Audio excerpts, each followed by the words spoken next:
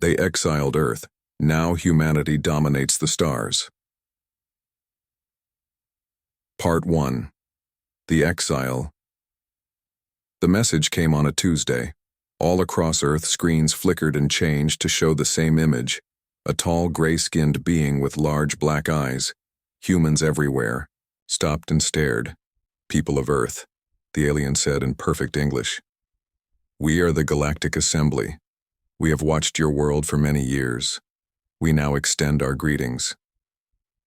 In New York, Jack Harmon sat in his apartment, mouth open in shock. Like millions of others, he had always believed aliens existed, but believing and seeing were very different things. The government called Jack 3 hours later.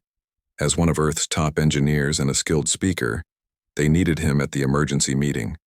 World leaders were gathering to discuss how to respond to the aliens who now orbited Earth in ships larger than cities.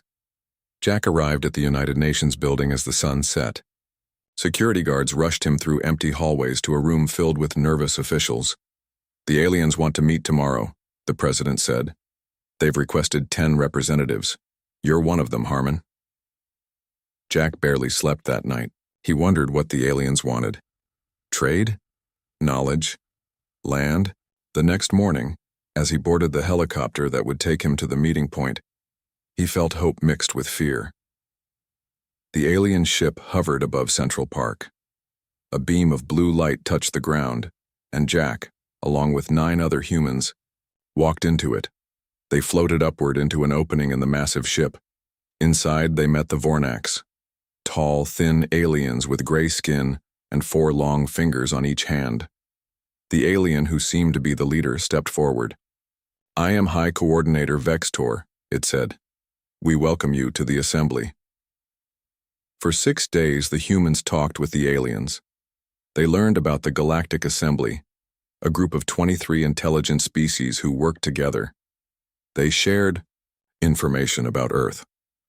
The aliens seemed most interested in human history, especially wars and how quickly humans developed technology. On the 7th day, everything changed. "We have made our decision," Vextor announced. "Humans will not be permitted to join the assembly at this time." A murmur ran through the human delegation. Furthermore, Vextor continued, "Humanity must remain within its solar system. You may not travel beyond the orbit of Mars. This restriction is permanent." Jack stepped forward. "Why?" "We've shown we can be peaceful. We have much to offer the assembly." Vextor's black eyes seemed to look through Jack rather than at him. "Our analysis shows that humans are too unpredictable, too dangerous. Your species advances too quickly and fights too easily. The assembly has decided." "You can't trap us in our own solar system," Jack argued. "That's not fair to future generations." The alien made a gesture that might have been a shrug. "The decision is final." When the human representatives returned to Earth, they brought terrible news. The world's governments argued about what to do. Some wanted to fight, though the alien technology was far beyond Earth's. Others wanted to negotiate further. Before they could decide, the assembly acted. 3 weeks after the first contact, thousands of enormous ships appeared in Earth's atmosphere. From them came a message. "For the safety of the galaxy, and for your own development, we have selected 80% of Earth's population for relocation." Panic swept across the planet. In every city, beams of light took people from streets, from homes, from everywhere. The assembly ships collected humans by the millions. Jack watched from the roof of his building as people floated up into the ships. He tried to call the president, anyone who might help, but communications were down. When the blue light surrounded him, he fought against it but couldn't move. Inside the ship, he found himself in a vast room with thousands of other confused, frightened humans. Children cried for parents. Parents searched desperately for children. The ships had split families, apart without care. Lisa Doyle, a physicist from Boston, stood nearby. She had been working in her lab when the light took her. "Where are they taking us?" she asked Jack, her voice shaking. "I don't know," he answered honestly. Days passed on the ship. The aliens provided food and water, but no information. Through Whispered conversations, Jack learned that Lisa had been developing quantum communication technology before she was taken. My research, she told him quietly. It was about sending messages instantly across any distance. We were close to a breakthrough. Jack thought about this. If humans across the galaxy could communicate, maybe they could organize. Maybe they could find a way back home. A week into the journey, Jack found Sam Rivera, a communications specialist, who had worked for the military. Together with Lisa, they formed a plan. The aliens are moving us to different planets, Sam explained. I've overheard them talking. They're spreading humans thin so we can't work together. Can we use your quantum communication idea? Jack asked Lisa. She bit her lip. Maybe, but I need equipment. Sam smiled for the first time since being taken. I think I can help with that. I've been collecting things the aliens don't know. I have. The ship Lisa traveled on reached its destination after 3 weeks. Through the windows, she saw a rocky red planet orbiting a distant sun. The aliens called it Proxima b, as she and thousands of other humans were moved to the surface. She kept the small device Sam had built hidden in her shoe. It wasn't much, just a receiver for now. But it was a start. The aliens had built basic shelters and provided some tools, but it was clear they expected humans to mostly fend for themselves. Proxima b was rich in minerals but poor in everything else. The air was thin, the water buried deep, and the days were long and hot. Lisa worked in the mines by day like most of the humans. By night, she secretly worked on improving Sam's device. 2 months after arrival, it buzzed in her hands. A message had come through. From another world. From Jack. We are not forgotten. The message read, Earth remembers. Stay strong. Build. Learn. Connect. We will find our way back together. Lisa looked up at the strange stars above this alien world. Somewhere out there, across the vast emptiness of space, other humans were looking at different stars. All of them exiled. All of them separated, but not for long. She sent back a simple reply. Message received. We are not defeated. Back on Earth, the remaining humans lived under the watchful eyes of assembly monitors. The aliens had taken the brightest minds, the strongest workers, the youngest and healthiest. They claimed it was for humanity's own good, to prevent them from becoming a threat while giving them a chance to develop under supervision. Those left behind knew better. This wasn't protection. It was punishment. It was exile. But what the assembly didn't understand was that humans had always thrived against the odds. Separated across the stars, humanity would not fade away. They would adapt. They would grow stronger. And one day, they would return. They exiled Earth. Now humanity dominates the stars. Part 2. Adaptation and Discovery. 50 years passed since the exile. Across the galaxy, on thousands of different worlds, humans adapted and survived. On the frozen planet of Epsilon Eridani, Frank Miller walked through the underground city his people had built. The surface above was covered in ice and swept by winds cold enough to freeze flesh in seconds. When the assembly ships had first dropped humans here, few thought they would survive a year. Now, a thriving community of 30,000 lived beneath the ice. Frank entered the main engineering hall where his team worked. They had mastered thermal technology beyond anything the assembly possessed. By tapping the planet's core heat and using materials found only on this world, they created systems that kept them warm and powered their city. How are the new heat exchangers working? Frank asked his assistant. Better than expected, she replied. 30% more efficient than the old ones. Frank smiled. The assembly had meant this place to be a prison. Instead, it had become a school. Necessity had made the humans of Epsilon Eridani experts in surviving extreme cold. Knowledge they kept secret from their alien overseers. Across the stars on the high-gravity world of Tau Ceti, Diane Brooks finished her daily run. At twice Earth's gravity, simply walking was hard work for most residents. But Diane's generation, born on this heavy world, had developed stronger bones and muscles. Their bodies had changed to match their environment. As the colony's lead geneticist, Diane studied these adaptations. The assembly monitors allowed this research because they thought it merely helped humans survive. They didn't realize Diane was documenting how quickly humans could evolve. The third-generation children show even more adaptation, her colleague noted, showing her the latest test results. Their heart efficiency is remarkable. Diane nodded. And the aliens can barely move around here even with their mechanical aids. This was their advantage. The assembly had placed humans on worlds they themselves found uncomfortable, thinking it would keep them weak. They didn't understand human resilience. Back on Earth, the remaining population lived under strict assembly, control, or so it appeared. Beneath the old city of Atlanta, Zoe Hammond made her way through secret tunnels to an underground lab. Her grandmother had been part of the first resistance, and now Zoe carried on that work. The lab was filled with equipment, salvaged or built from scratch over decades. "Any response from the Proxima colonies?" she asked as she entered. Her team member nodded.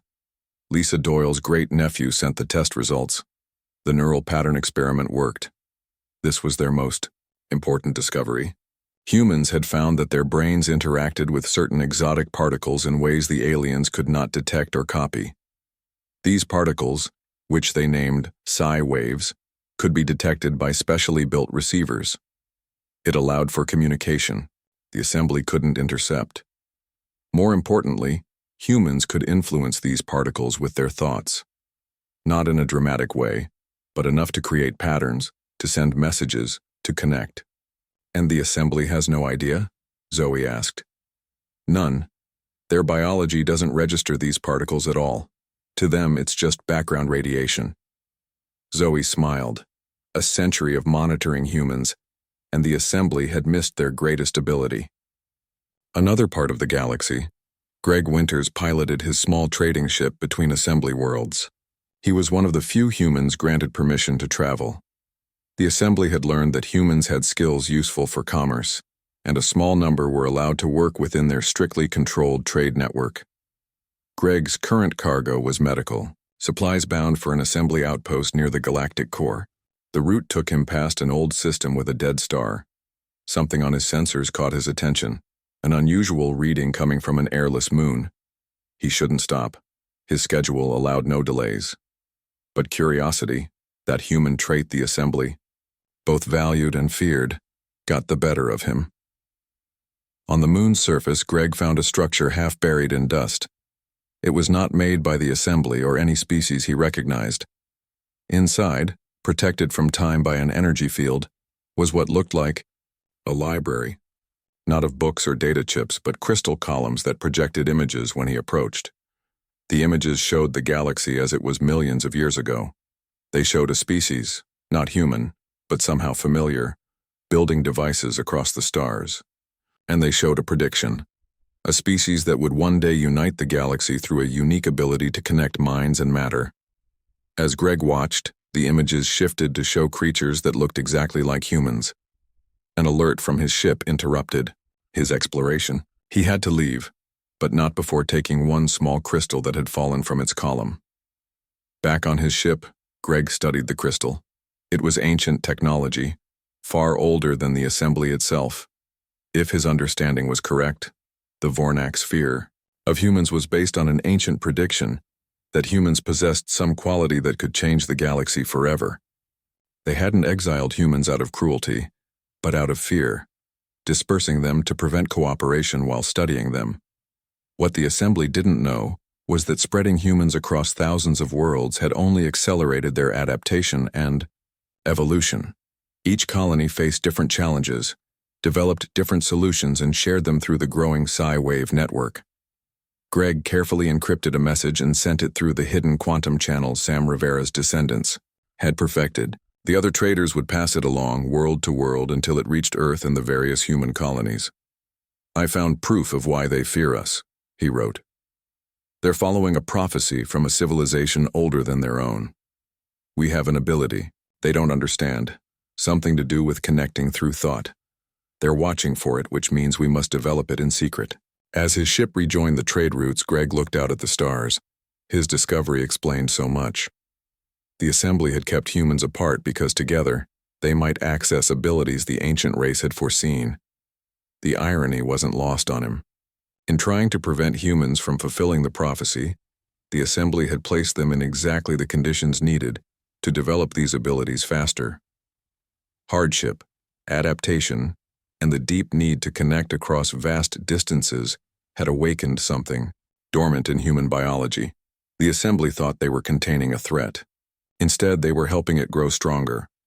With each passing year, the human network expanded. From Earth to the farthest colonies, SI wave technology improved.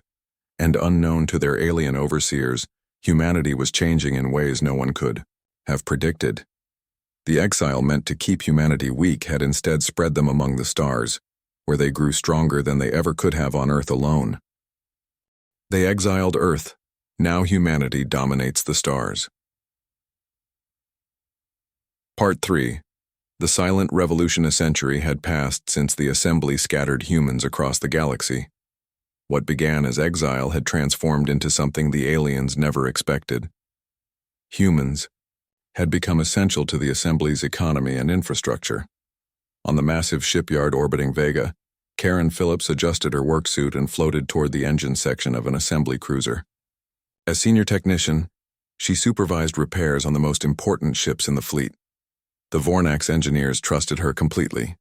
They didn't know that Karen had been making small modifications to every ship she worked on for the past 15 years. Nothing that would be noticed during normal inspections, just slight improvements to efficiency, subtle changes to how systems connected. "Finishing up Section 12 today?"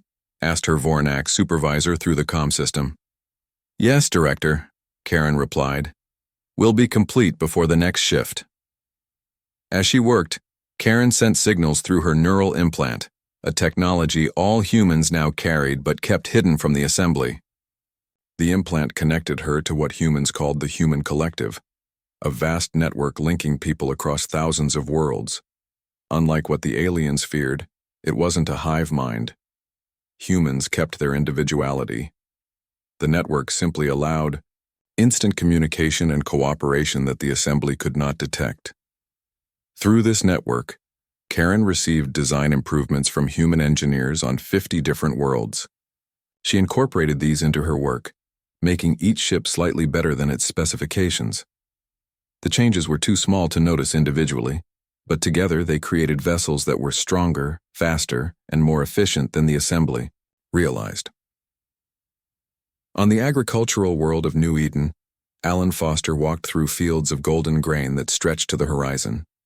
The planet had been a barren rock when humans arrived. Now it fed millions. Alan stopped to examine a new variety of wheat his team had developed. To the assembly monitors who occasionally visited, it was simply another food crop. They didn't know this plant produced compounds that could be refined into advanced fuel systems. The latest harvest exceeded projections by 20%, his assistant reported. Alan nodded. "Send word to the processing centers. Make sure the special varieties are handled according to protocol." Protocol was their code for separating out the plants that produced the fuel compounds. These would be processed in secret facilities built beneath the farming communities. The assembly received their expected food shipments and never questioned what else might be happening on this remote agricultural world. Across the galaxy, on 1,000 different planets, humans appeared to be model citizens of the assembly. They worked, they obeyed the rules, they caused no trouble. The assembly had relaxed their monitoring over the decades, believing the human problem had been solved. What they didn't see was the silent revolution happening everywhere humans lived. The borders of assembly space faced a new threat. The Xerax, a militant species from beyond the edge of known space, had begun attacking outlying systems. Their ships were powerful, their technology nearly equal to the assembly's own. On the border station Watchpoint 7, Commander Vex Lin of the Vornax received reports of another Xerax incursion. "Deploy defensive fleet," he ordered. Standard pattern. The battle that followed shocked everyone except the humans who served on the station. Assembly ships performed 30% better than their specifications predicted. Weapons had more range, shields held longer, engines pushed harder. The Xerax attack was repelled with minimal losses. "How is this possible?" Vex Lin asked his tactical officer. The simulation predicted we would lose at least 12 ships. The performance exceeded all parameters, the officer replied. Our engineers believe the ships are simply functioning better than expected. What the Vornax didn't know was that humans embedded in their military infrastructure had been quietly enhancing their capabilities for decades. Today's demonstration was carefully planned, a way to show their value without revealing their methods. In the Assembly's central world, Supreme Coordinator Vextor called an emergency council meeting. The hall filled with representatives from all 23 species of the Assembly. The human situation must be addressed, Vextor began. A century ago we dispersed them to prevent them from becoming a threat. Now they are everywhere in our society. An Illuri representative from a species known for diplomacy spoke up. The humans have proven valuable. Our border defenses function better than ever. Trade has increased. Many worlds once considered uninhabitable now produce food and resources. That is exactly what concerns me, Vextor replied. They have adapted too well. They thrive where they should merely survive, and now we depend on them. The debate continued for hours. Some council members argued for greater integration of humans into assembly society. Others suggested stricter controls. The most extreme, led by Vextor, proposed what they called the final solution, the complete elimination of humans from the galaxy. No decision was reached. The council remained divided, but the debate itself was alarming enough that news of it spread through official channels. Olivia Bennett received the news in her laboratory on Tau Ceti. As one of the leaders of the human collective, she understood the danger. If the hardliners won the debate, humans everywhere would be at risk.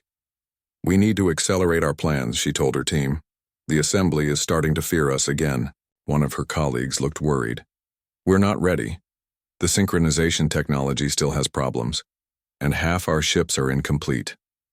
Olivia walked to the window and looked out at the heavy gravity world that had been her home since birth. Like all humans born on Tau Ceti, her body was stronger and denser than Earth-normal humans. The Assembly had placed people here thinking the harsh conditions would keep them weak. Instead, it had made them stronger. We've been preparing for 100 years, she said. We may not get another 100. If the Assembly decides to move against us, we need to be ready. She connected to the human collective and sent a message that would reach every human in the galaxy. Acceleration Protocol. Stage 2 begins now. Across thousands of worlds, humans received her message and understood. Projects that had been developing slowly now shifted into high gear. Hidden factories increased production. Secret training intensified. The silent revolution was entering its final phase.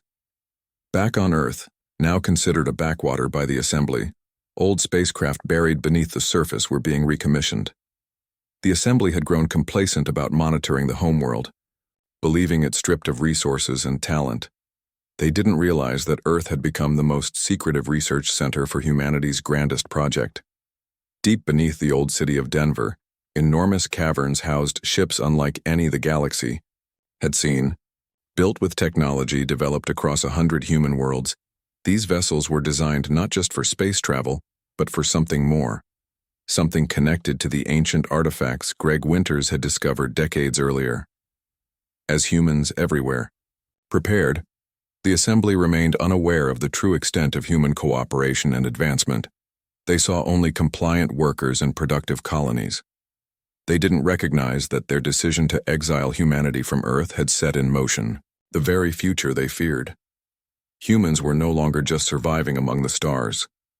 They were getting ready to reshape the galaxy. They exiled Earth. Now humanity dominates the stars. Part 4. The Awakening. 150 years had passed since humanity's exile from Earth. The universe was about to witness something extraordinary. At the Assembly's Deep Space Research Station near the galactic core, alarms blared through the corridors. Scientists of various species rushed to monitoring stations. The supermassive black hole at the center of the galaxy was behaving strangely. Another pulse detected, reported a Vornax scientist. The fifth one this month. The station's director frowned at the readings. These energy signatures match nothing in our records. Paul Martinez, the human science officer on the station, studied the data carefully. He knew what no one else did, that these pulses of exotic radiation weren't random. They were increasing in both strength and frequency, following a pattern that human scientists had been tracking secretly for years. More importantly, while the radiation disrupted assembly technology, it seemed to strengthen the neural connections of humans. The human collective network grew more powerful with each pulse. We should evacuate non-essential personnel, Paul suggested. If these pulses continue to intensify, the station's shielding might fail. The director hesitated. The station was the assembly's most advanced research facility. Abandoning it would be a serious loss. But before he could decide, the sensors detected something new. Massive radiation surge approaching, a technician called out. Impact in 3 minutes. The director gave the evacuation order, but it was too late. The wave of energy from the black hole reached the station faster than predicted. Systems shut down across the facility. Artificial gravity failed. Life support began to falter. In the chaos, Paul gathered the human crew members. Through their neural implants, they communicated silently, coordinating their efforts while the aliens around them panicked. Remember your training, Paul told his team through the network. This is what we prepared for. The humans moved with surprising coordination. While the aliens struggled with malfunctioning equipment, the humans seemed to know exactly what to do and where to go. They manually restarted critical systems and repaired damaged components with remarkable efficiency. 6 hours later, when assembly rescue ships arrived, they found the station damaged but operational. Most importantly, all crew members, alien and human, had survived. How did you manage this? The rescue team leader asked the station director. The director looked at Paul and the human crew members. The humans, they saved us. They worked together in ways I've never seen before. News of the incident spread quickly through assembly channels. It could not be hidden or downplayed. Questions arose about the true capabilities of humans. Some assembly citizens began to wonder if the long-standing restrictions on humanity were justified. Meanwhile, on Earth, now a quiet backwater, activity was increasing beneath the surface. In hidden facilities around the planet, humans were preparing for the next phase of their plan. Maria Cole walked through an enormous underground hangar where workers prepared ships unlike any the assembly had ever seen. These vessels were designed to harness the exotic particles humans could now manipulate through their enhanced neural connections. Final systems check complete on the first fleet, her assistant reported. All 20 ships are ready. Maria nodded. As Earth's coordinator in the human collective, she had overseen the secret rebuilding of humanity's homeworld. The assembly thought Earth was depleted of resources and talent. They had no idea that the planet had become the center of humanity's most ambitious projects. And the synchronization technology? She asked. Fully operational. 100 pilots can link simultaneously. This was the key to humanity's new power. Through their neural implants and the enhanced connection created by the black hole's radiation, humans could now work together in perfect harmony, their minds linked, but still individual. It gave them capabilities the assembly's technology couldn't match. Across the galaxy, Olivia Bennett and her team on Tau Ceti monitored the increasing pulses from the galactic core. As a leading scientist in the human collective, she had devoted her life to understanding the connection between human neural patterns and the exotic radiation. The ancient artifacts are responding to the pulses, one of her colleagues reported. The energy signatures match exactly. Olivia studied the data carefully. Greg Winter's discovery a century ago had been just the beginning. Since then, humans had found hundreds of similar artifacts scattered across the galaxy. They were pieces of a vast mechanism, one that responded to human thought patterns. The black hole isn't naturally malfunctioning, Olivia realized. It's being influenced by us, by the collective consciousness of humanity spread across the stars. The ancient race that created the artifacts had understood something about humans, that even humans themselves were only beginning to grasp. The unique structure of the human brain, combined with their capacity for both individual thought and collective action, allowed them to influence these exotic particles in ways no other species could. And now, with billions of humans connected, through the network, their combined influence was affecting the very center of the galaxy. On the Assembly homeworld, Supreme Coordinator Vextor called an emergency session of the Governing Council. Reports from across Assembly space described increasing anomalies, technology failures, unusual energy readings, and in every case it was humans who managed to solve the problems. We can no longer ignore the human question, Vextor declared. They are changing, evolving in ways we cannot predict or control. Some council members argued for patience, pointing to the valuable role humans played in Assembly society. Others sided with Vextor, fearing that the ancient prophecy about humanity was coming true. We must act now before it's too late, Vextor insisted. The final solution must be implemented immediately.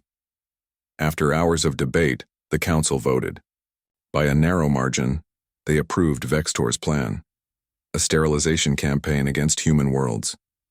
Assembly warships would target human population centers with a virus that would prevent reproduction. Within 1 generation, the human problem would be solved forever. The Assembly thought their decision was secret. They didn't realize that humans had infiltrated every level of their government. Within minutes of the vote, the human collective knew exactly what was coming.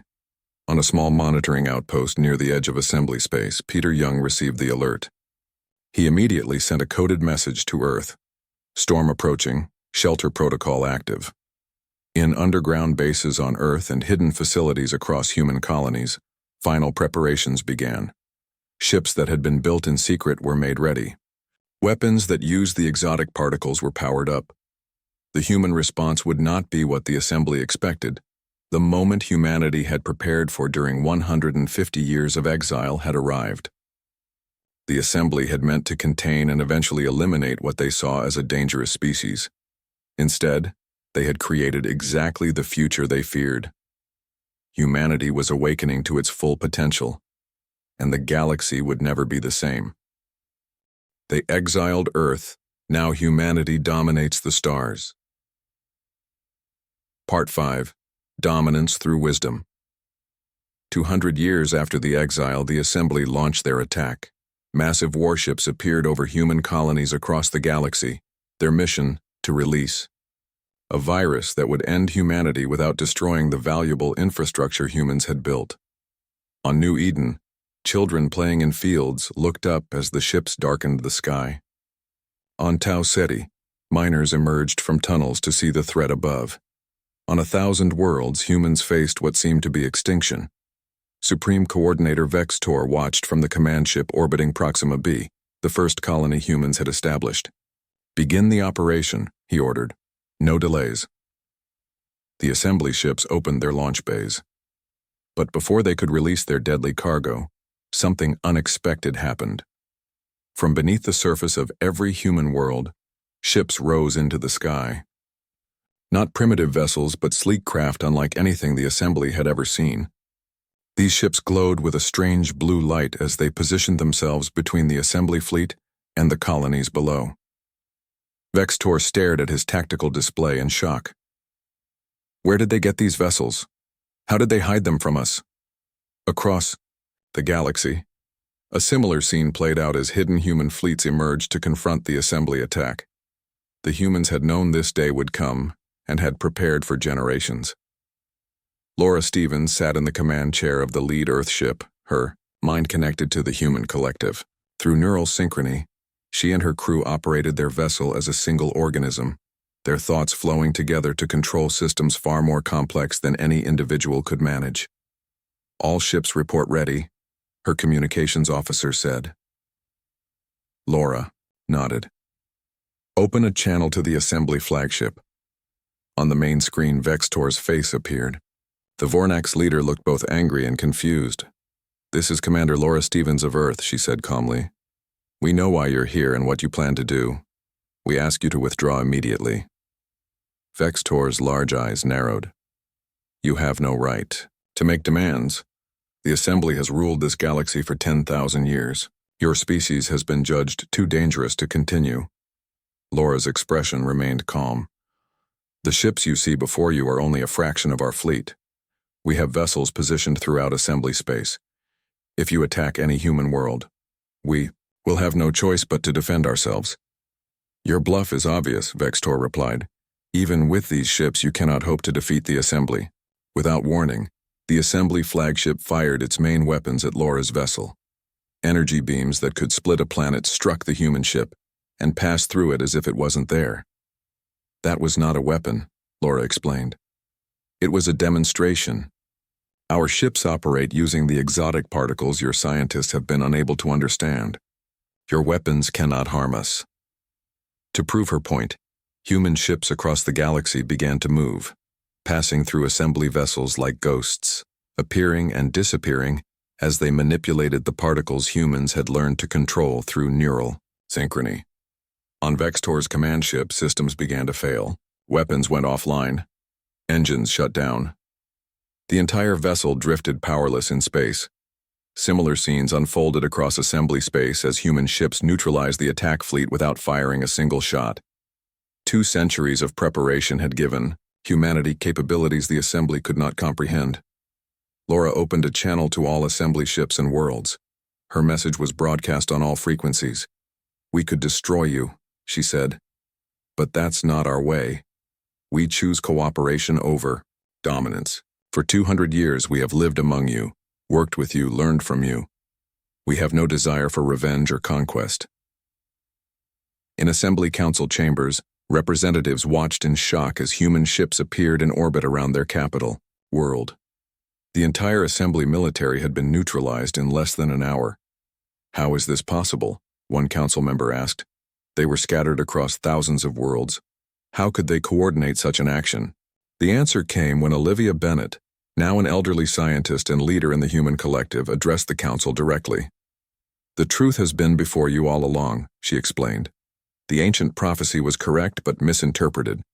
Humans do possess a unique ability, not just our adaptability or technological innovation, but our capacity for both individual thought and collective action.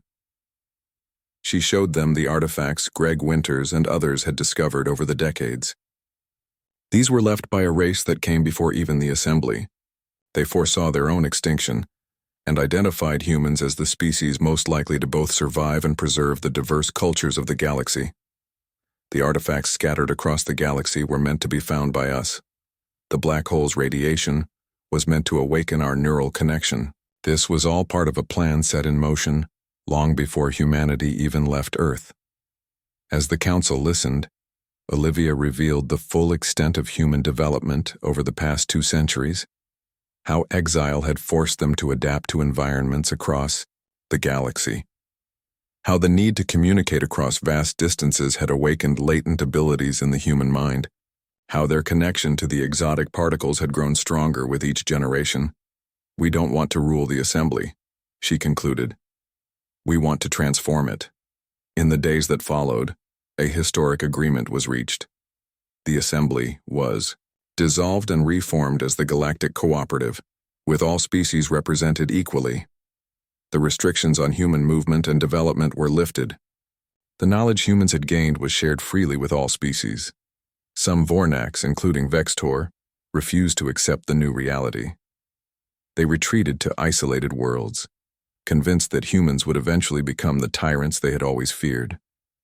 But most Assembly species embraced the change, recognizing that humanity offered something they had never considered: progress through cooperation rather than control. 1 year after the failed Assembly attack, a ceremony was held on Earth. Representatives from all species gathered to witness the dedication of a monument in the place where aliens had first landed 2 centuries earlier. It was a simple stone marker with words in both human and Assembly languages. They meant it as exile. We embraced it as opportunity. Laura Stevens, now leading the Cooperative's Exploration Division, stood before the crowd. 200 years ago, humanity was confined to one world. The Assembly thought by exiling us, they would prevent us from reaching the stars. Instead, they spread us across the galaxy, where we developed in ways impossible had we remained on Earth. She looked up at the sky, where ships from 100 worlds orbited peacefully. We don't dominate the stars through conquest or control. We dominate through wisdom, the wisdom to understand that true strength comes from unity, not division. The wisdom to see that diversity creates resilience. The wisdom to choose cooperation over conflict. As night fell, the gathered species watched as the stars came out. Among those distant lights were thousands of human colonies, each unique, each contributing to the greater whole. What began as punishment had become humanity's greatest gift. The assembly had exiled Earth, and now humanity shaped the stars, not as conquerors, but as connectors of worlds and species, fulfilling a destiny written in the fabric of the universe long before humans first looked up at the night sky and dreamed of what might be.